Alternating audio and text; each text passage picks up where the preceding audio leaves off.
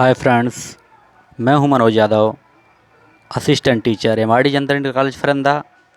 और मैं आज लेकर आया हूं द्विघात समीकरण हल करने की विधि। जैसा कि मैंने पिछली वीडियो में बताया कि द्विघात समीकरण को हल करने की 3 विधियां हैं, और हमने बताया था कि ये 3 विधियों में से पहली विधि है गुणनखंड विधि, दूसरी विधि है पूर्ण वर्ग बनाकर, और तीसरी विधि है सूत्र द्वारा। तो हमने इसके पहले वाले वीडियो में गुणनखंड विधि से द्विघात समीकरण को हल करने के बारे में बताया था, और आज हम आप लोगों को बताने आए हैं पूर्ण वर्ग बनाकर द्विघात समीकरण को हल करना। तो द्विघात समीकरण को पूर्ण वर्ग बनाकर हल करने के लिए सीखते हैं, उससे पहले हम कुछ चीज़ें जान लेते हैं। हम जानते हैं कि बीजगणित की 3 मानक सरसमीकाएँ होती हैं। पहली मानक सरसमीका है a प्लस बी का whole square equal to a square plus b square plus 2ab। ये आप लोग जानते हैं, कक्षा 6 में भी पढ़े होंगे। और दूसरी सरसमीका है a माइनस बी का whole square equal to a square plus b square minus 2ab। और तीसरी मानक सरसमीका है a square minus b square equal to a minus b, एक कोष्टक में और दूसरे में ए प्लस बी। इन 3 मानक सरसमीकाओं के बारे में आप लोग जानते हैं, चिरपरिचित हैं। आज हम इनमें से मुख्यतः इन 2 सरसमीकाओं का इस्तेमाल करके, या यूँ कह सकते हैं कि इन्हीं सरसमीकाओं का इस्तेमाल करके हम पूर्ण वर्ग बनाकर गुणनखंड करना सीखेंगे। तो चलिए हम लोग चलते हैं, एक एग्जाम्पल लेते हैं और समीकरण को हल करने की कोशिश करते हैं। चलिए एक सवाल लेते हैं, x square minus 4x minus 60 equal to 0। X square minus 4x minus 60 equal to 0। अब इसको हमें पूर्ण वर्ग बनाना है, और पूर्ण वर्ग बना करके इस द्विघात समीकरण को हल करना है। ध्यान दीजिए, किसी भी द्विघात समीकरण को पूर्ण वर्ग बनाकर हल करने के लिए कुछ स्टेप का हम पालन करते हैं। पहला स्टेप है कि एक्स स्क्वायर के गुणांक की भाग,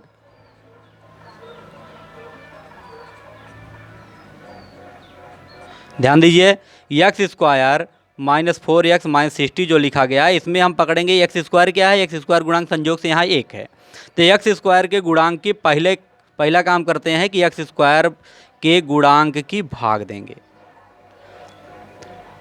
तो और दूसरा स्टेप हम अपनाएंगे, हर सवाल में यही कार्य करना है। दूसरा स्टेप है कि अचर पद को दाहिने ले जाएंगे। अचर पद को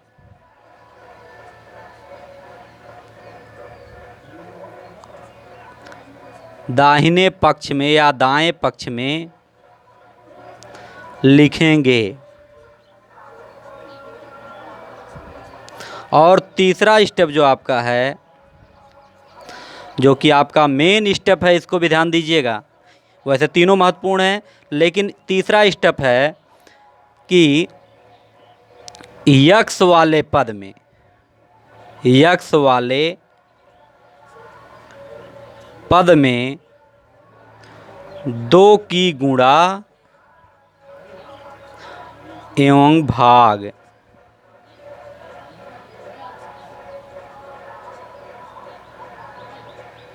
करेंगे। ध्यान दीजिए, किसी भी द्विघात समीकरण को पूर्ण वर्ग बनाकर हल करते समय हम इन 3 स्टेपों का पालन करते हैं। पहला, हर समीकरण में एक्स स्क्वायर के गुणांक की भाग देते हैं। दूसरा स्टेप, अचर पद को दाहिने पक्ष में ले जाते हैं। और तीसरा स्टेप है एक्स वाले पद में 2 की गुणा एवं भाग देते हैं। तो चलिए हम लोग सवाल को हल करते हैं। हमारा सवाल है x square minus 4x minus 60 equal to 0। तो यहाँ पर देखिए हम लोग क्या करेंगे, पहला स्टेप हमारा क्या है, पहला स्टेप हमारा था एक्स स्क्वायर के गुणांक की भाग। तो एक्स स्क्वायर का गुणांक यहाँ देखिए क्या है, एक्स स्क्वायर माने इसका गुणांक 1 है। तो जब एक गुणांक है तो उसके भाग देने की ज़रूरत नहीं है। तो दूसरा स्टेप पे हम आते हैं। दूसरा स्टेप हमारा अचर पद को दाहिने पक्ष में लिखेंगे, यानी अचर पद को दाहिने पक्ष में ले जाइए। चलिए, तो ये आपका हो जाएगा x square minus 4x equal to 60, क्योंकि माइनस 60 है, माइनस 60 है, जब दाहिने जाएगा पक्ष बदलेगा तो माइनस का प्लस हो जाएगा। तीसरा स्टेप हमने क्या कहा, तीसरे स्टेप में हमने कहा यक्स वाले पद में, ध्यान दीजिएगा यहाँ 2 यक्स वाले पद हैं, लेकिन हम कह रहे हैं यक्स वाला पद, एक्स स्क्वायर वाला पद नहीं, यक्स वाला पद। यक्स वाले पद में 2 की गुणा एवं भाग। तो चलिए करते हैं, यक्स स्क्वायर माइनस 2 की गुणा एवं भाग। ध्यान दीजिए यहाँ एक काम और कर लिया करिए, 2 की जब गुणा किया करिए तो तुरंत उसके साथ यक्स लिख दिया करिए, 2x। इससे फ़ायदा ये होता है कि ये आपका 2 गुणे पहला पद हो जाता है, यानी यक्स का मान यही हमने रख दिया 2x। अब बचा इसमें क्या, 4 बचा। तो आप 4 बचा है, तो हमने कहा कि यक्स वाले पद में 2 की गुणा एवं भाग दोनों करते हैं, क्योंकि अगर मान लीजिए आप केवल 2 की गुणा कर देंगे और भाग नहीं करेंगे तो इस 4x का मान बदल जाएगा। और 2 की गुणा एवं भाग दोनों करते हैं तो 2 कट जाएगा, बात तो वही है, कोई मान में परिवर्तन नहीं आएगा। और इक्वल टू 60 हम उतार लेते हैं। अब देखिए x square minus 2x plus 4/2 equal to 60 मिला। अगर हम चाहें तो 2 को इस 4 से काट दें तो अब हमारा मिल जाएगा। ध्यान दीजिएगा, इस 2 को मत काटा करिए, क्योंकि इसी को तो हम फार्मूला बनाना चाह रहे हैं, a प्लस बी या a माइनस बी का होल स्क्वायर बनाना चाह रहे हैं। तो यहाँ पर लिखेंगे x square minus 2x into 2 equal to 60, इतना हमारा हो गया। अब देखिए, जो x के साथ जो 2x हमने लिखा, इस वाले पद के अलावा जो भी संख्या हो उसका वर्ग जोड़ दिया करिए दोनों पक्षों में, आपका काम हो गया। बस x square minus 2x into 2 यहाँ तक है। हमने कहा x 2x के अलावा जो पद है उसको जोड़ दीजिए उसी का वर्ग करके, यानी 2 का वर्ग जोड़ दीजिए दाहिने और बाएं पक्ष में। दोनों पक्षों में जोड़ने से समीकरण में कोई फर्क नहीं पड़ता, हम इतना जानते हैं।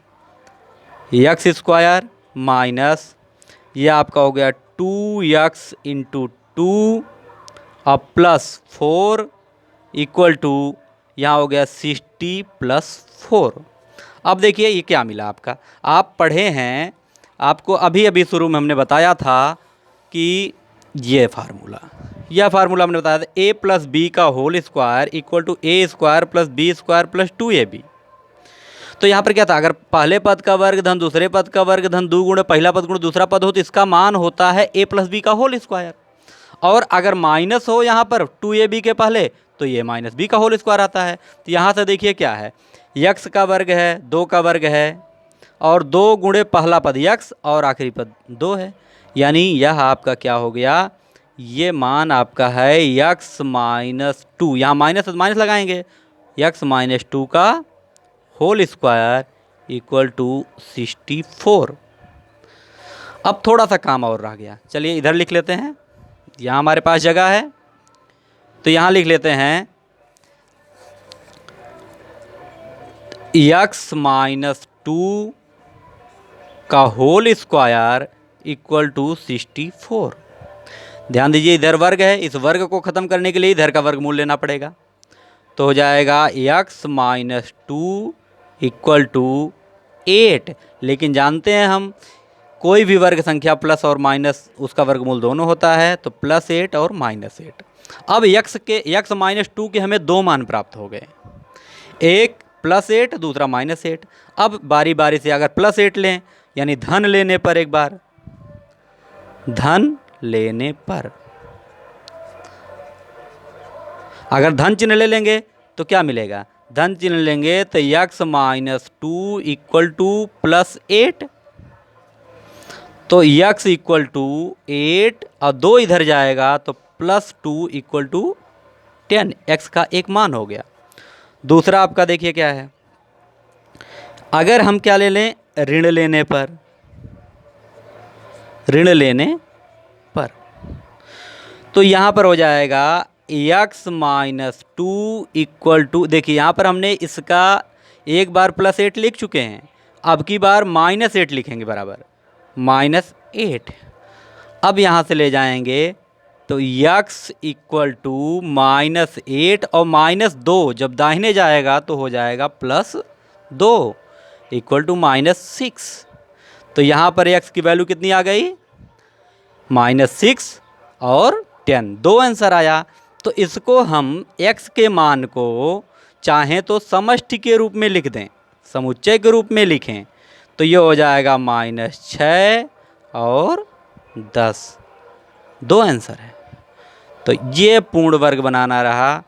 एक बार फिर से हम ध्यान देते हैं कि किसी भी द्विघात समीकरण को पूर्ण वर्ग बनाकर हल करते समय सबसे पहले x² के गुणांक की भाग देते हैं, फिर अचर पद को दाहिने पक्ष में ले जाते हैं और उसके बाद x वाले पद में 2 की गुणा एवं भाग करते हैं। तो इस क्वेश्चन को आप जूम करके रोक करके फिर देख लीजिएगा। हम एक क्वेश्चन और कर देते हैं।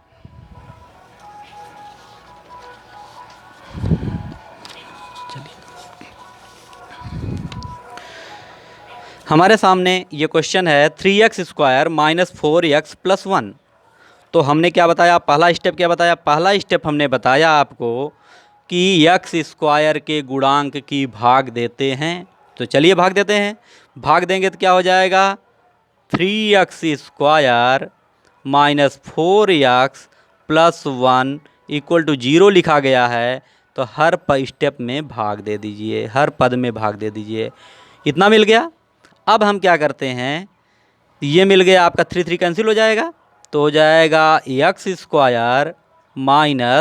4/3x equal to -1/3। और दूसरा स्टेप हमने क्या कहा, दूसरा स्टेप हमने कहा था कि अचर पद को दाहिने ले जाते हैं। तो देखिए यहाँ पर हम दाहिने लेते गए, दूसरा स्टेप भी हमारा हो गया। अब तीसरा स्टेप है कि हमने कहा x वाले पद में, x वाले पद में 2 की गुणा एवं 2 की भाग देंगे, तो हो जाएगा x² - 2, और हमने कहा था कि x तुरंत लिख लिया करिए, तो 2x, सॉरी थोड़ा सा गड़बड़ लिख उठा, 2x × 4/3। हमने कितने गुणा किया, 2 की, कितने भाग देंगे, 2 की, और ये बराबर हो गया ऋण 1/3। आप चाहें तो यहाँ इम्प्लाइज का निशान लगाते जाइए, लगातार हर क्वेश्चन में लगा सकते हैं, हर स्टेप पर। तो अब देखिए x² मिला आपको -2x × 4/, अब देखिए 2 तो यहाँ काट दीजिए, ज़्यादा फायदा रहेगा, आपका छोटी आदत हो जाएगी। तो ये हो जाएगा 2/3 बचेगा, तो इसे कर देते हैं 2/3 इक्वल टू -1/3।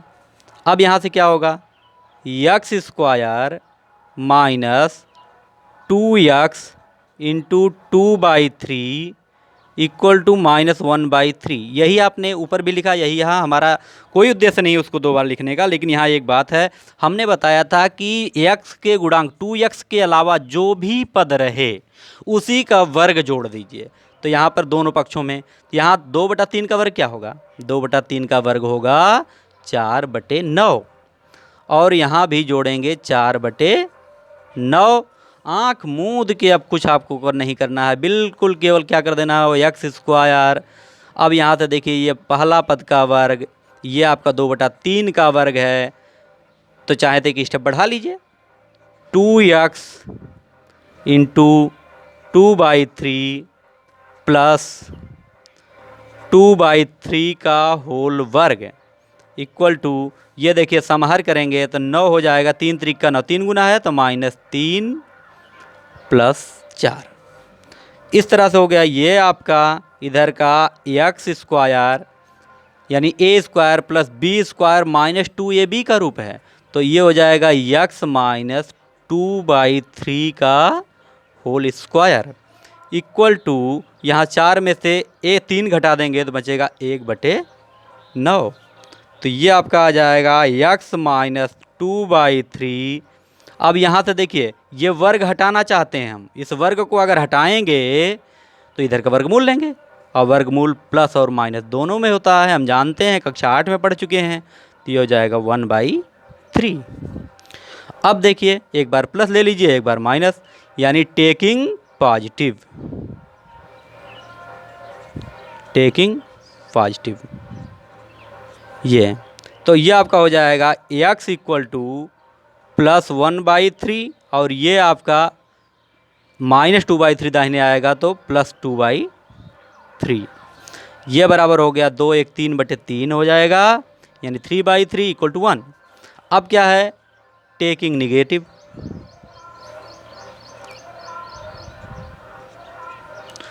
इसको ले लिया जाए तो आपका क्या हो जाएगा, x माइनस 2/3 इक्वल टू, यह देखिए हमने क्या है, एक बार प्लस लिया है, ये प्लस लिया है, तो अब की बार माइनस वाला लिख लेंगे तो -1/3।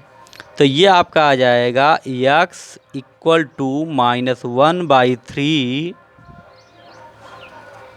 और -2/3 दाहिने जाएगा तो 2/3 इक्वल टू 2 में से 1 जाए 1/3 हो जाएगा। ये आपका